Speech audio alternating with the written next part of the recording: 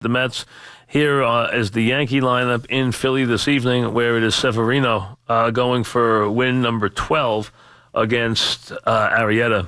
Hicks in center, Judge, Didi, Stanton in left, Torres, Bird, Andujar, Romine, Severino. So Hicks, Judge, Didi, Stanton, Torres, Bird, Andujar, Romine, and Severino. The Yankee lineup tonight, Game 2 in Philly. Lou and Port Jefferson, what's up, Lou?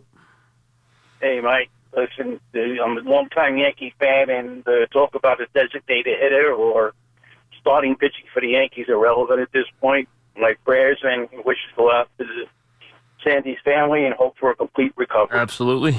And, the three-headed monster as far as the general manager, played ball with Omar in high school and travel ball and all, and I know his heart is in doing exactly what you say, building up that farm system instead of taking over the GM. But just my prayers go out to the Met family, and we'll talk another day about that. Okay, thank you. I agree. John in Montvale, what's up, Joe? Joe in Montvale, what's up, Joe? Mike, how are you? Good. Obviously, same thing as the last call, or hoping for Sandy to pull through. But I have a question for you, baseball, regarding it, because, like you said, it is a sport, entertainment, and it's a distraction. Yes. So I want to talk about that. Yes. Sandy's two, not famous moves, but two of his moves were hiring manager Mickey Callaway and bringing Tim Tebow in. Based on that, which one gets cut first, would you think, with the new general manager triumphant? Knowing that Tebow... Well, Tebow doesn't have to... See, it amazes me that you guys all have such a fascination with Tebow as a baseball player. I find got that offer with Spurrier now to go play football. Right, again. but I have that. Sandy was his cheerleader. Right, but I agree. But I have this. I'm surprised you guys have such a fascination with him, and I guess that's why he's there. Is that people have a fascination with him? Now, I think Tim Tebow could be a successful person in life. I think he's a leader. I think he believes what he sells. I think he really believes it in his heart. I think he's really a religious person. I think he lives his life a certain way. I think he's genuine in that regard. But as a baseball player, he is there for one reason, and that is to have you come see him play. That's the only reason. He has no worth as a baseball player. He will never be a major league player. Unless he's there only to try and put somebody in the ballpark. He is not that kind of talent. That's just the way it goes. People gravitate to him for a variety of reasons, some of it religious, some other reasons. He obviously, in the state of Florida, is a god because of his success on the football field. I don't know what he wants to do with his life. I don't know if he wants to be a coach. I don't know if he wants to be president. I don't know what he wants to do. There's been talk of him going into politics. But we'll see. But I know a lot of people, I've had a bunch of people say to me, do you think Tim Tebow will be up here this fall?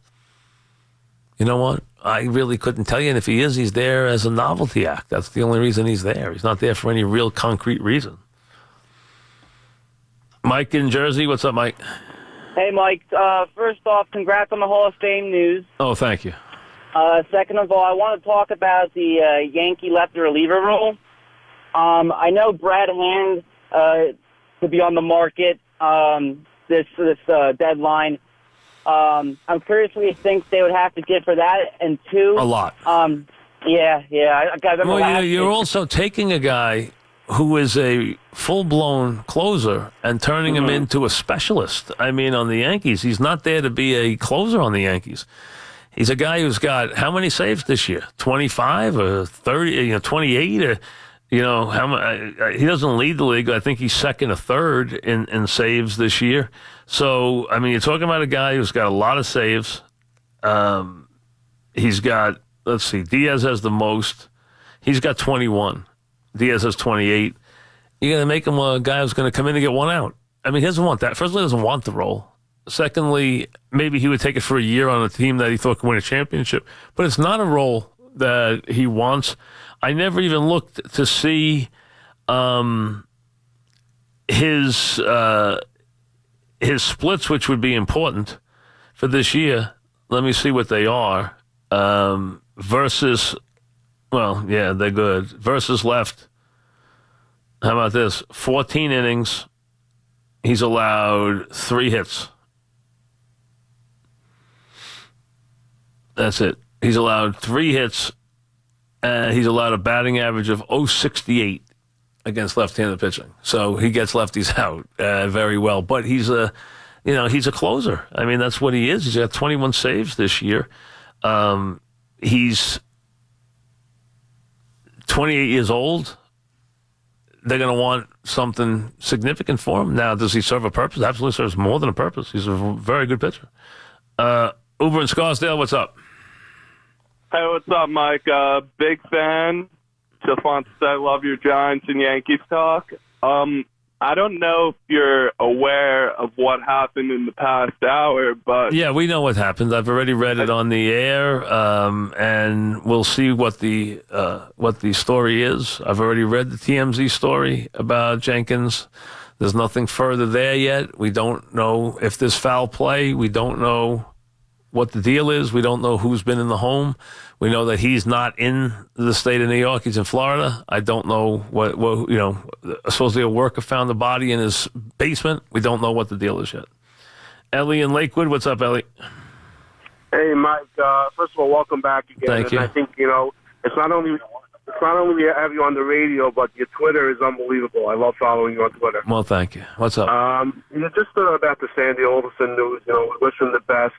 Absolutely. That's the first and foremost is that he gets healthy. Absolutely. I was a big critic of his 8 out of 10 losing years. That's fine, but that's baseball. That's not that is baseball. We have to separate that. But yes. On the future, is there any chance that Rico and JP are not part of the future? I mean, they were doing a lot of things.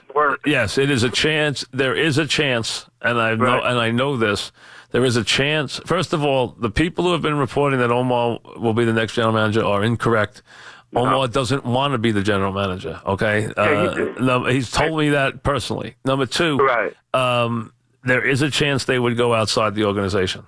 I didn't say I know they're going outside the organization. I just said there is a chance they could go outside the organization. There was a lot of thought that this would be Sandy's last year. Now, again, I thought Sandy would have the call on it. Sandy did have the call on it. Obviously, life threw him a curve here and moved up his timetable.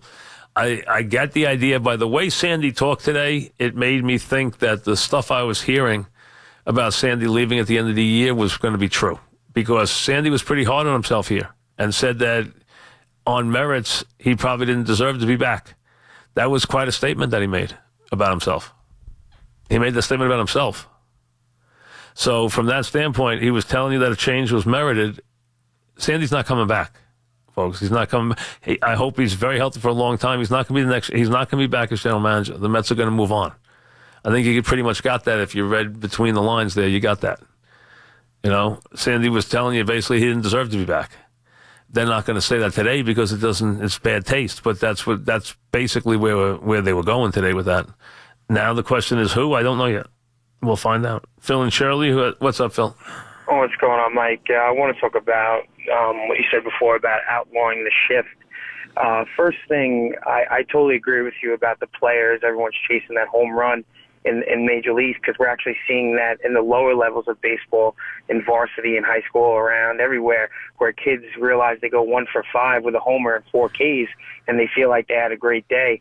The productive out is gone, especially in the lower levels, and kids just don't realize. Yeah, but the difference is that's not in the majors. This is their profession. They're doing it because they get paid, and that's why they're doing it to get noticed. Well, the same thing. Way, it could be power pays. I mean, listen, what a scout will tell you about if you. I always tell people what the scouts tell me, and that is that if you can't hit it a mile, you better be able to run to first really fast, because if you can't do one or the other, they're not interested. That's all there is to it. You either got to be a blur going to first, or you got to hit it a mile. So you better be able to do one or the other. In regards to the now outlawing the shift, I just don't get that at all. I mean, I understand. Why? It's an easy rule. I mean, they have it in other sports. Why couldn't it be illegal?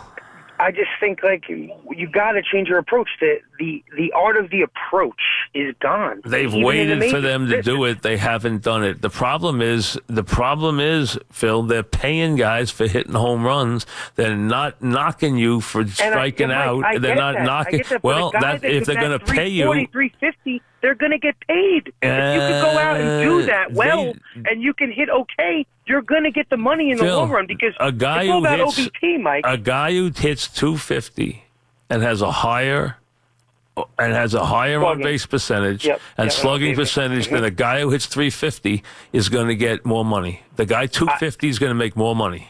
Mike, I agree with you in that sense, but at the same time, we haven't seen a guy go out there and eat up the shift and make teams change their approach to it where we could go, oh, wow, look at this guy, what he's doing, and see that guy get paid. And only maybe he hits 16 homers, 18 homers, but he bats 340 with over a 400 OBP.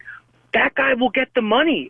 The game will change in that sense. They're not going to wait for it to change. They're worried about the game right now. You watch. Everything I keep hearing is that they're going to outlaw the shift. It's everything I keep, and it's an easy thing to do. You put Mike, that just doesn't. So what? Outfielders can't move either. You can't back up deeper. You can't come. No, you can put. You can put 2 outfielders and 2 infielders on the. You can put 2 infielders and 2 outfielders on the right side of second base or the left side of second base. You can't put more. You can't put 3 infielders. You can put 2 outfielders. You can't put 3. You can't put 3 infielders.